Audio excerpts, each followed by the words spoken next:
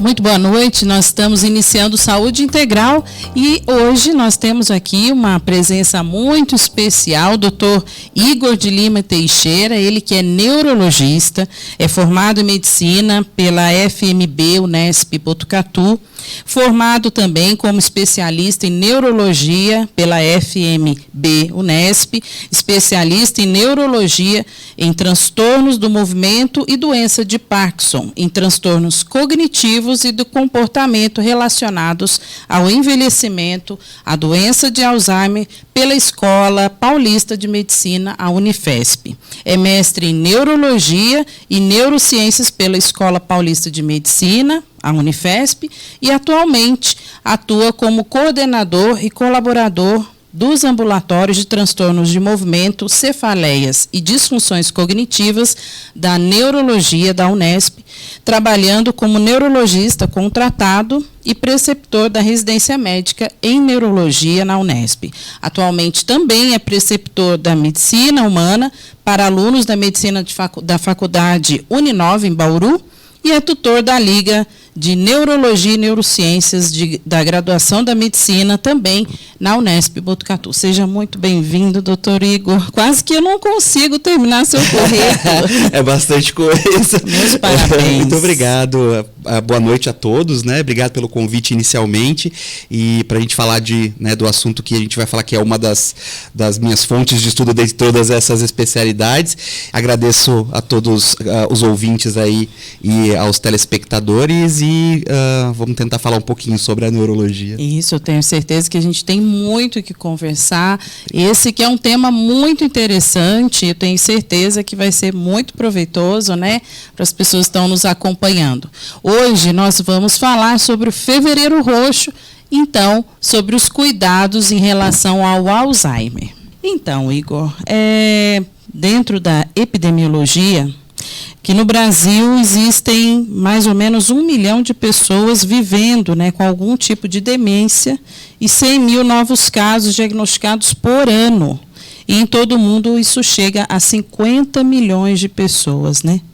Por quê? Os casos uma incidência tão grande, né, dessas questões relacionadas às demências. Exatamente. As demências, né, que a gente chama, são as alterações cognitivas, né, ou seja, as alterações da capacidade de pensar, de efetuar as nossas atividades cerebrais, né, durante o dia a dia, e isso, quando afeta o nosso dia a dia, a nossa vivência, o nosso trabalho, a nossa vida social, isso a gente acaba colocando como demência, né?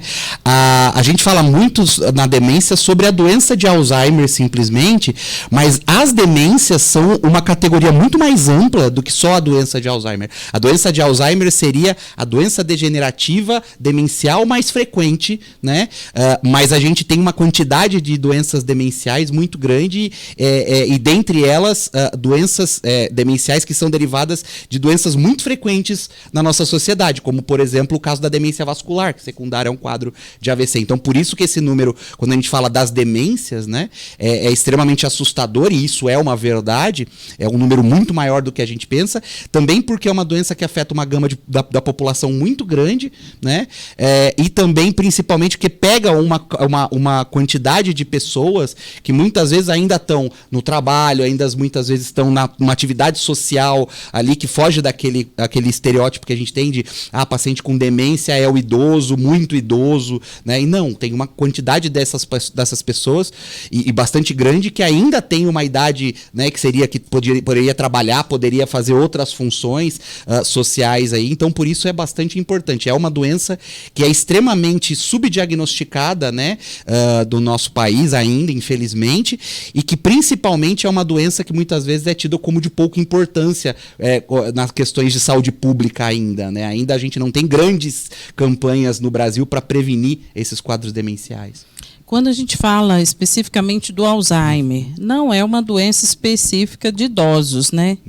Exatamente. Pode acometer pessoas jovens Pode. também. Assim, um fator de risco para a doença de Alzheimer é a idade. Então, quanto mais idosa a pessoa vai ficando, mais chances ela tem de ter a doença. Mas nós temos pacientes, né, e não são incomuns, pacientes que começam abaixo dos 55 anos, né, dos 60 anos, que já não é considerado idoso, e não é infrequente, né, apesar de não ser a maioria, a maior porcentagem, mas não é infrequente a gente ter pacientes abaixo dos 50 anos. Então, que a gente chama de demências, de quadros demenciais da doença de Alzheimer precoce, né? Então, apesar de ser um fator de risco importante a idade, mas existem pacientes que podem ter a doença de Alzheimer abaixo dos 50 anos. E nos pacientes mais jovens, as principais causas seriam quais? Na verdade, a doença de Alzheimer é uma doença que ela é degenerativa, né? Então, a doença de Alzheimer é uma doença que determinadas células cerebrais, por alguma razão, né, elas começam a entrar em falência, elas começam a morrer, e tem essa especificidade na demência da doença de Alzheimer, que essas regiões responsáveis que começam a morrer são responsáveis pela memória, para a gente registrar os fatos do dia a dia, né, que é uma coisa extremamente importante para a gente exercer o trabalho, as atividades do dia a dia, e isso acaba causando esse impacto na nossa vida diária. Então, as demências nos pacientes com mais precoce, né, com doença de Alzheimer mais precoce, e nos pacientes mais idosos vão ter mais ou menos os sintomas parecidos, né, e também a epidemiologia mais ou menos a mesma, né, os fatores de risco, né, na verdade são mais ou menos os mesmos. Na maioria das vezes, ao contrário do que todo mundo pensa, né, porque sempre tem, nossa, minha avó teve, a minha outra avó teve, então eu vou ter, né? Cerca de 5 a 10% só, e na maioria das casuísticas não passa de 5%, que os pacientes com doença de Alzheimer têm um fator de risco genético associado, né? Na maioria das vezes, de 90% a 95%, essa doença é provocada por fatores de risco que a gente fala o tempo todo, né? Que sendo desencadeado aí por uma hipertensão que não foi tratada, diabetes, colesterol, exercício físico, obesidade, sedentarismo, né? Tratamento de outras doenças crônicas, né, como, né, a gente está falando sobre esse mês também sobre o lúpus, doenças reumatológicas e outras doenças crônicas que não são tratadas. Então, esses são os principais fatores de risco. Então, é muito comum os pacientes virem se preocupando muito com isso, e eu até digo que é um grande chamariz, porque ele vem falando, nossa, mas que eu vou ter, então, falei, então faz o seguinte, então agora você começa a tratar essa hipertensão que você tem. Você aproveita, né? Exatamente. Começa a tratar essa diabetes que você nunca deu importância, começa a tratar esse sono que você nunca achou que estava ruim e a gente viu que estava ruim. Começa a tratar essa diabetes, começa a fazer exercício, começa a fazer um aporte maior cognitivo também, né? Começar a aprender coisas novas, etc. Porque essas são as prevenções dos fatores de risco para a doença de Alzheimer na maioria das vezes. Claro, a gente tem aquelas máximas que quanto mais precoce essa doença surge, maior é o risco dela ser genética. Então, se os pacientes têm, olha, minha avó começou e ela começou com 45, a minha outra avó foi com 50. Então a gente vai pensar mais em causas genéticas. Ou se um paciente propriamente já começa com um sintoma abaixo dos 50 anos. Mas na maioria dos pacientes, 95% por aí, esses fatores de risco vão ser os fatores de risco que a gente fala no dia a dia. Muito bem. E o que é o Alzheimer? Então, o Alzheimer é uma doença degenerativa, né, que a gente tem essa falência, né, de algumas estruturas cerebrais, ou seja, por alguma razão, né, que a gente citou, por exemplo, né, a maioria delas, fatores de risco do dia a dia, essas células do cérebro elas começam a morrer. Quando essas células começam a morrer, no caso da doença de Alzheimer, né, quando isso começa, essa quantidade de células que estão morrendo começa a ser importante ao ponto de afetar o nosso dia a dia, afetar o trabalho, afetar a vida social, afetar as relações de amizade, as relações com os familiares, aí a gente chama de demência da doença de Alzheimer, né? Cujo principal sintoma, que todo mundo tem, né, muito clássico, é a falta de memória, mas que você pode ter outros sintomas juntos, sintomas neuropsiquiátricos, alterações de outros domínios cognitivos também, dificuldade de fazer outras atividades do dia a dia, mas a memória é uma coisa que classicamente é típica do começo da doença de Alzheimer, né? Então, quando eu tenho um ente familiar, né, e começo a observar alterações no comportamento dele, esse é um sinal para a gente estar alerta, as questões de esquecimento. Fala um pouquinho mais sobre esses sinais que o paciente pode apresentar, né? E se tem uma graduação, começa de algo mais simples e vai complicando, como que é o processo da doença? Sim, a doença é uma doença crônica e degenerativa, né? Então, como ela tem o que a gente chama de um início insidioso, né? Então, ela não começa, de repente, a pessoa já começa a esquecer tudo. Então, vai ter um período onde ela vai começar a esquecer pequenas coisas, né? Vai ter um período onde ela vai começar a ter pequenas dificuldades no dia a dia, dificuldade de efetuar coisa no trabalho, coisas mais difíceis, geralmente, ou esquecer de coisas mais atuais no começo, depois ir esquecendo outras coisas. Esquecimento de atividades que ela sempre lembrou e aí começa a esquecer, receita ou alguma atividade que fazia muito, quase sem pensar, né, no trabalho. Então, isso vai começando, aí vai ficando cada vez pior, né? E aí ela começa a esquecer nomes de pessoas, aí vai começando a esquecer o nome de pessoas mais próximas depois, né? Então, isso vai piorando com o tempo. Os sintomas da doença de Alzheimer, eles podem, e classicamente, a maioria das vezes, eles começam com as alterações de memória, esquece onde vai, se perde nos caminhos, esquece às vezes de fazer alguma coisa que ia fazer, ou quando deixa alguma coisa em algum lugar, às vezes perde, né? Esse é o sintoma clássico do esquecimento. Mas a doença de Alzheimer também pode surgir com outros sintomas, né? Então, o paciente pode começar a ter uma alteração de comportamento, então ele começa a se comportar de uma forma que não estava, fica mais bravo, ou começa a ter comportamentos diferentes, ter sexualidade, começa a ter comportamentos diferentes em lidar com as pessoas, né? Então, isso também pode ser um indicador da doença de Alzheimer e também efetuar coisas do dia a dia. Então, toda alteração cognitiva, toda dificuldade de fazer certas coisas, né, inclusive lembrar que é o mais clássico, no dia a dia e que está afetando o dia a dia, eu sempre digo que é melhor essa pessoa ir para um neurologista para que ele possa pelo menos dizer, olha, a questão é que a gente sempre pensa a maioria das vezes quando isso acontecer, dos esquecimentos do dia a dia, né, não vai ser Alzheimer, mas a vantagem que a gente tem dessa pessoa ir para um neurologista, ir para um colega que saiba lidar, né, com diagnosticar essa questão, é que ele pelo menos o neurologista ou o colega vai poder dizer, não é Alzheimer, mas isso provavelmente é por isso aqui. Se você não corrigir isso aqui, você vai começar a ter problema futuro. Então, toda alteração de comportamento ou cognitiva e esquecimentos, é interessante que essa pessoa consulte um neurologista ou um médico especializado que saiba fazer o diagnóstico dessas alterações. Então, procurar precocemente o atendimento. Exatamente. Né? Pecar pelo excesso, vamos dizer Exatamente. assim. Quanto mais precoce a gente... Às vezes tem muito isso no consultório, né? Na prática que a gente vê, que é assim, mas eu fico com medo de ir no médico porque eu fico com medo que seja Alzheimer. Se for, já é. Né? Se for a doença, vai ter que tratar, já vai estar ali, entendeu? Porque a doença de Alzheimer, a patologia dela, o problema que acontece no cérebro que vai causar ela futuramente, ele começa 20 anos antes. Então, quando a pessoa começar com esse problema, com as alterações do dia a dia, com essas dificuldades, essa doença já está instalada ali, né? Então, usando uma linguagem mais moderna, o chip já está instalado, Sim. né? Então, o que vai acontecer se essa pessoa for mais precocemente é que ela vai conseguir um tratamento melhor e mais precoce. A gente sabe já pelos estudos que isso impacta na sobrevida desse paciente. Ele vai conseguir ter um prognóstico melhor, ele vai conseguir ter uma sobrevida melhor, ele vai conseguir viver melhor nesses anos que ele vai ter a doença. E o máximo que a gente vai conseguir dizer é uma coisa que ele já desconfia. E ele pode ter a vantagem, e como eu falei, a maioria das vezes, é que a gente fale, não, fica tranquilo que não é Alzheimer. Tá? E aí a gente poder falar, olha, você não quer ter Alzheimer? Tudo isso aqui que você está fazendo, então você trata para você não ter, entendeu? Mas a questão é, se o paciente começa a ter sintomas, ele já tem a doença. Então ele demorar para ir no médico não vai fazer com que a doença vá embora. E ele pode ter o malefício de não começar um tratamento a tempo e de ter uma doença que progride mais rápido, de ter uma doença que gere mais dificuldades no dia a dia, que a gente não consiga ter recuperação de sintoma de uma forma mais interessante. Então, diagnóstico precoce é sempre o mais interessante. Muito bem. E o diagnóstico? Como que é feito? Qual que é esse processo, né? Para ter certeza, né, da patologia? Perfeito. A gente tem hoje a gente mudou algumas coisas nas décadas anteriores, que a gente agora tem dois conceitos, né? Um é a demência da doença de Alzheimer e outra é a doença de Alzheimer. A doença de Alzheimer é a proteína que já está lá dentro e que vai dar a doença futuramente, né? E a demência é quando você começa a já ter sintomas, né?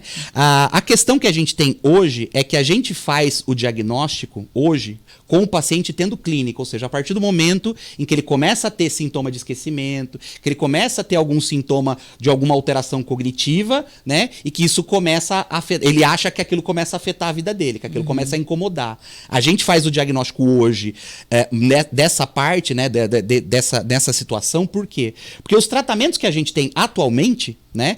São para essas fases de doença. Tá. Né, para a gente poder ter essa. Então, o diagnóstico que a gente faz é da demência da doença de Alzheimer. Existem diagnósticos da doença de Alzheimer que você consegue ir lá, porque muita gente pergunta, né? Ah, mas eu fiquei sabendo que tem um exame que pode mostrar que você vai ter Alzheimer daqui a 20 anos.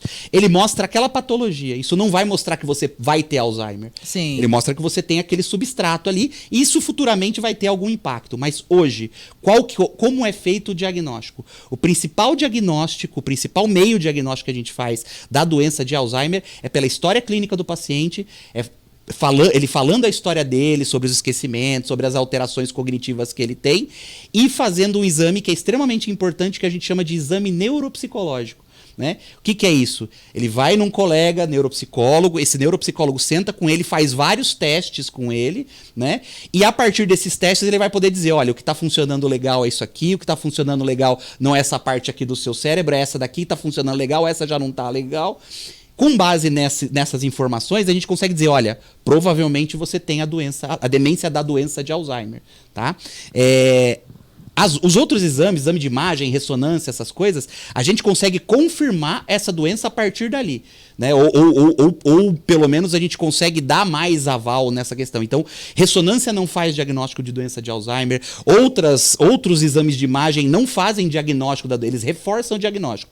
O diagnóstico da doença de Alzheimer hoje é predominantemente clínico através dessa história, de uma avaliação de um colega que saiba colher essa história e pensar nesse diagnóstico, e dessa avaliação neuropsicológica, e aí ele vai poder pedir melhor esses exames e, principalmente, ele vai saber se esses exames você precisa pedir ou não. Né? Porque muitas vezes você tem um paciente, por exemplo, com uma doença clássica, e aí de repente pede um exame, às vezes que é muito caro, ou às vezes pede um exame que o paciente não precisa, e às vezes o paciente gasta um dinheiro que para ele vai fazer falta posteriormente. Então, que não vai ter benefício nenhum. Que não vai ter benefício, exatamente. E às vezes até esse gasto de dinheiro impede ele de fazer coisas que ele poderia fazer que dariam muito mais benefício na doença. Entendi. Então quem vai poder coordenar essa questão, olha, eu vou pedir esse exame e esse aqui, é o colega especializado que vai poder dizer, olha, eu preciso desses exames aqui para corroborar essa hipótese que eu tenho. Na maioria das vezes a gente faz o teste do neuropsicólogo e fala, ó, provavelmente não é Alzheimer, fica tranquilo, e a gente vai correr atrás de outras coisas.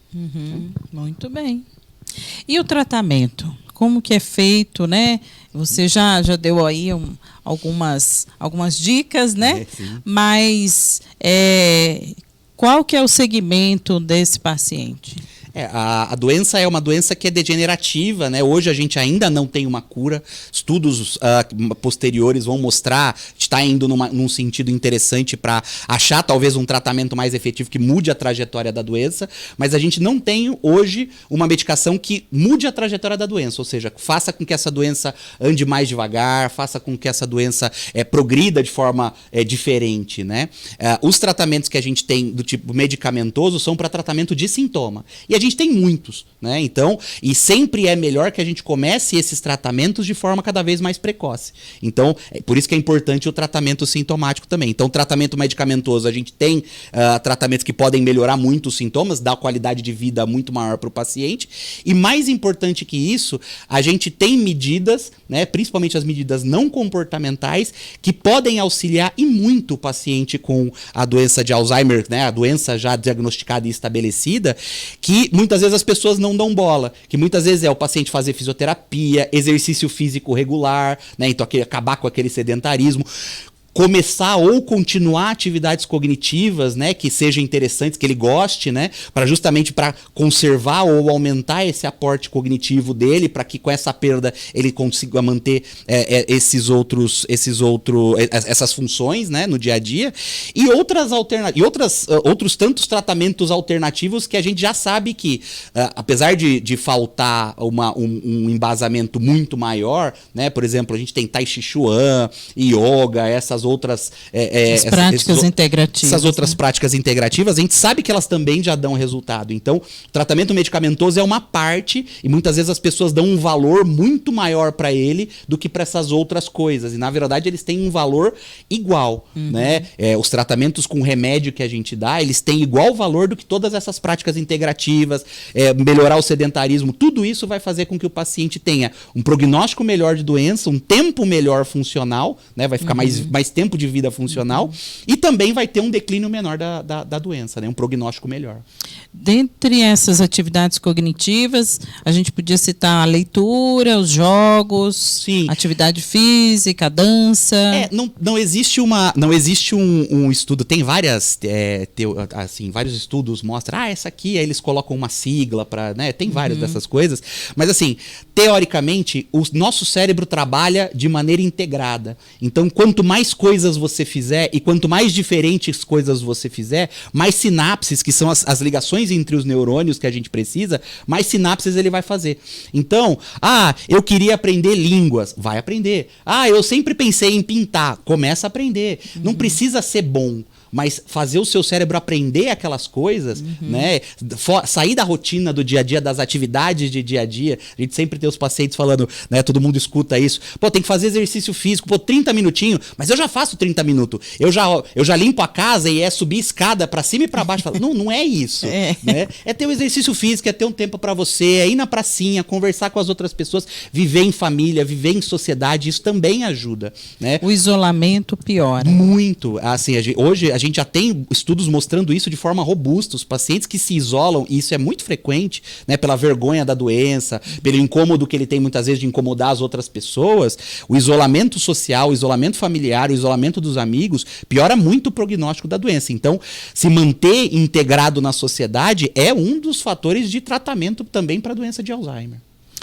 E as cirurgias? Existe as cirurgias hoje, está aí né, se apresentando como uma proposta, né?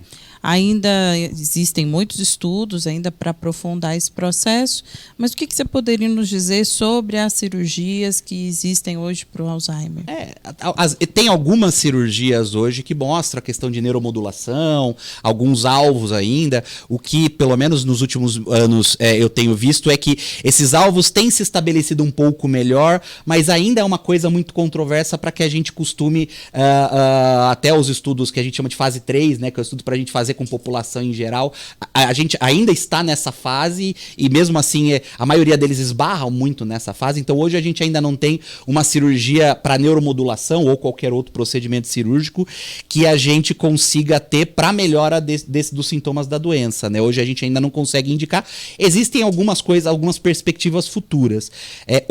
Outro fator, né? Outro alvo também que é bastante promissor nos próximos anos é a terapia com imunomoduladores. Né? Então, a gente fazer a infusão de anticorpos, né, que possam entrar lá dentro do cérebro da pessoa e arrancar de lá de dentro todas essas proteínas, todo esse problema que tem ali que faz dar a progressão da doença de Alzheimer. Talvez mais para frente até a gente consiga neuromodular alguns fatores para deposição até dessas proteínas. Então, eu acredito que nos próximos 10 anos a gente tenha bastante novidades a respeito desses fatores.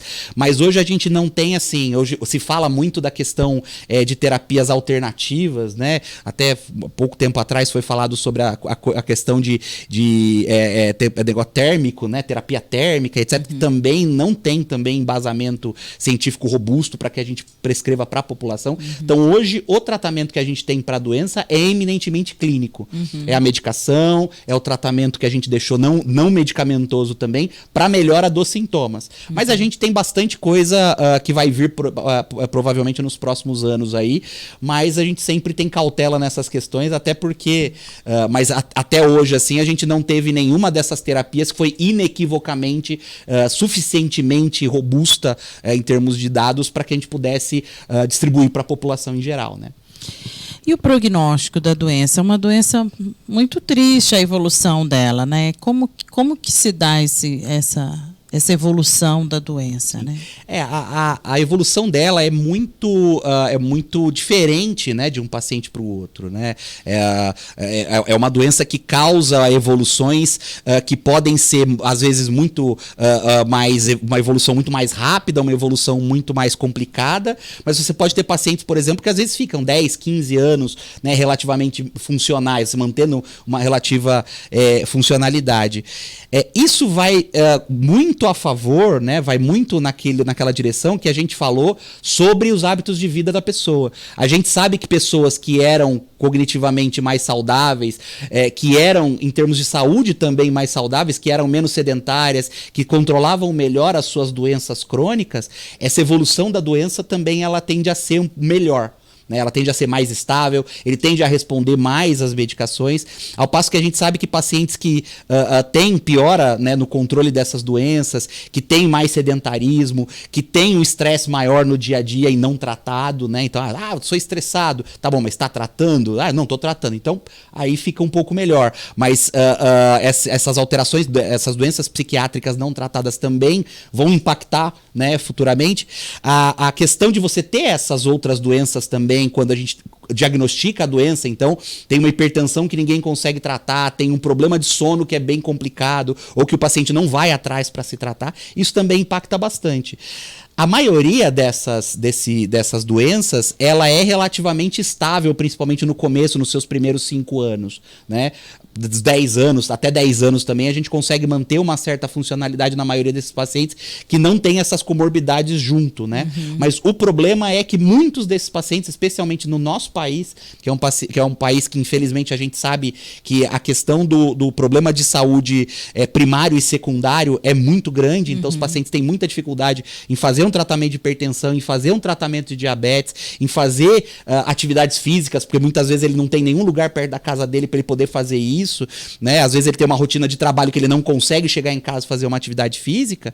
Alimentação, a gente sabe que na maioria da população, pelo preço que tem as coisas, é muito ruim, então isso faz com que a nossa população seja muito fragilizada desse ponto de vista. Então a gente vê uma grande diferença assim, na evolução desses pacientes que conseguem tratar muito bem tudo que a gente precisa fazer e que já tem esse tratamento anterior. Então, eu já trato minha hipertensão desde quando eu tinha 40 anos, eu nado, eu corro desde a minha adolescência. E desses pacientes que falam, olha, não, eu nunca fiz exercício, eu sempre fui sedentário, meu colesterol é lá em cima. Então, há uma diferença muito grande na evolução desses pacientes.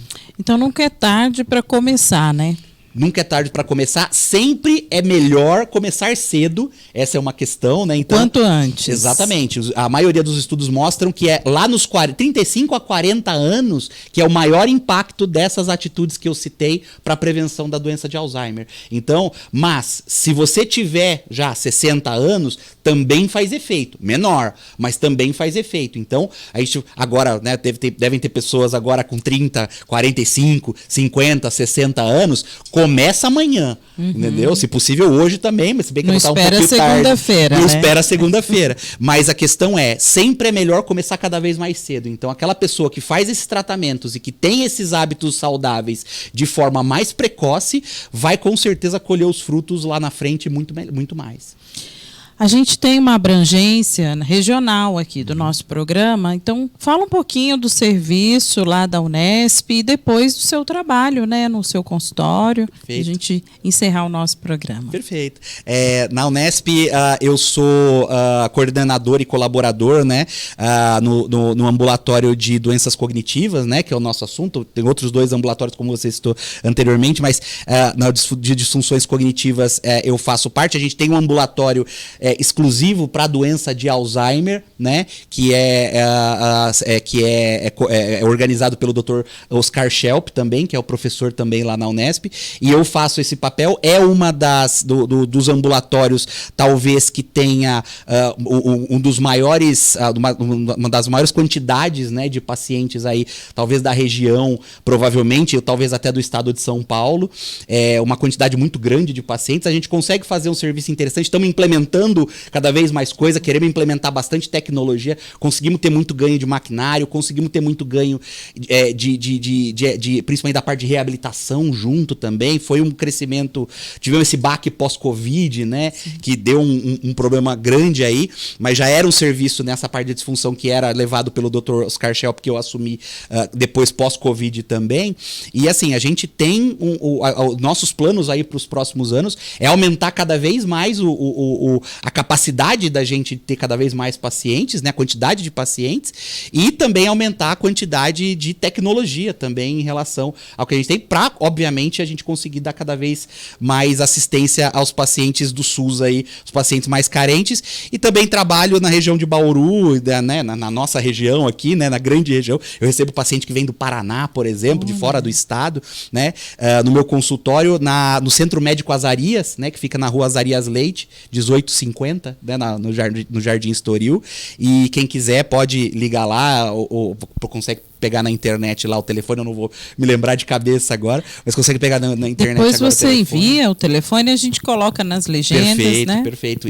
E quem quiser precisar de uma avaliação, como eu falei, nem que seja só para dizer, olha, não, você não tem isso e a gente precisa correr atrás disso aqui. Falo que o pessoal vai para lá, que o máximo que pode acontecer é ganhar um amigo. Ah, né? Porque que bom. É o que a gente acaba virando. Falou, pode não ter uma doença ou um problema, alguma coisa, mas a gente vai correr atrás dessas outras coisas para melhorar cada vez mais a vida dessa pessoa. Com certeza. Muito bem, a gente fica muito orgulhosa, né, de ver um trabalho que é expoente na nossa região, um trabalho muito lindo, muito importante, e a Unesp realmente tem estado na vanguarda, né, do Brasil e do mundo, né?